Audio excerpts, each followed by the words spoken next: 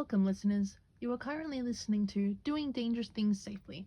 Is risky play worth the risk? My name is Phoebe Willis and I'm a student at Victoria University. Today I'm going to discuss if it's worth the risk to let your child to engage in potentially dangerous types of play. I firstly want to acknowledge the Wurundjeri peoples of the Kulin Nation, who originally spoke in Woiwurrung, as the traditional custodians of the land on which I am currently recording on, and I extend this respect to all elders past and present and to all Aboriginal and Torres Strait Islander families from the land you may be listening on. I acknowledge that this land and the Aboriginal and Torres Strait Islander people's sovereignty was never truly ceded. This always was and will always be Aboriginal land. Now, I know for a lot of parents and carers listening who may have just heard the phrase risky play for the first time, you may immediately think, absolutely not. And I totally get that. The thought of your child getting hurt is every parent's worst nightmare.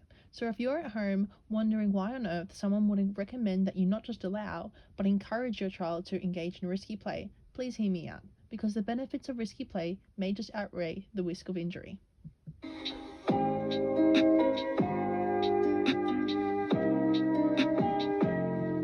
So what is risky play? According to Early Childhood Australia 2019, risky play includes any form of play that involves thrilling, exciting or challenging tasks that contain a degree of controlled elements of danger. Examples of risky play can include climbing trees, jumping from heights, and playing with activities such as skateboards and rollerblades. I'm sure after hearing these examples, your mind is hopefully somewhat eased.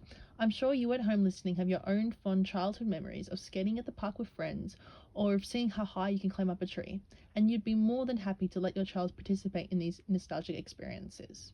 Play Wales 2022 states that children seek risk and uncertainty in their play, and seek challenge, novelty, and the unexpected. So by including these elements in a play space where an adult can control the surrounding hazards means that children have the opportunity to do dangerous things safely, which leads us to our next point. What are the actual benefits of risky play?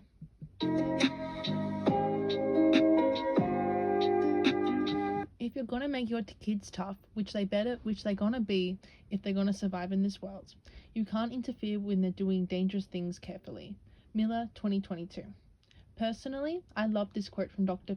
Jordan Peterson, a psychologist from Canada, because it really encapsulates that while obviously we all want to protect our children when there's a chance they could get hurt, interrupting their play with a "stop, that's dangerous," when they're doing something, such as swinging off a safe, approved play equipment with tan mark underneath, where if they were to fall, they may bump their head, or they may get a few scratches, but really, stopping them is doing them a disservice, as the life skills they gain from these kinds of exhilarating activities are extremely valuable. British broadcast service RTE states that the benefits of risky play encompass physical, social, and emotional development, as the children are given the opportunity to problem solve. When your child is playing, they are thinking, am I going too high in the swing, or can I jump from here? This assessment of the situation is what allows them to aim higher in their play, building on knowledge and creating confidence, along with the ability to comfortably set their own boundaries and limits, and they can hold themselves to higher standards.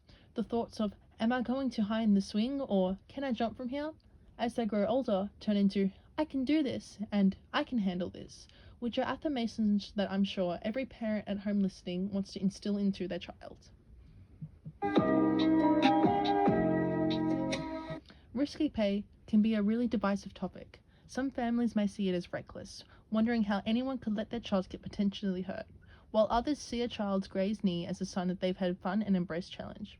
Regardless of what your opinion you hold at home, I hope I was able to give you a glimpse into risky play from a child's point of view and provide some understanding as to why, in my opinion, risky play is definitely worth the risk. Thank you for listening.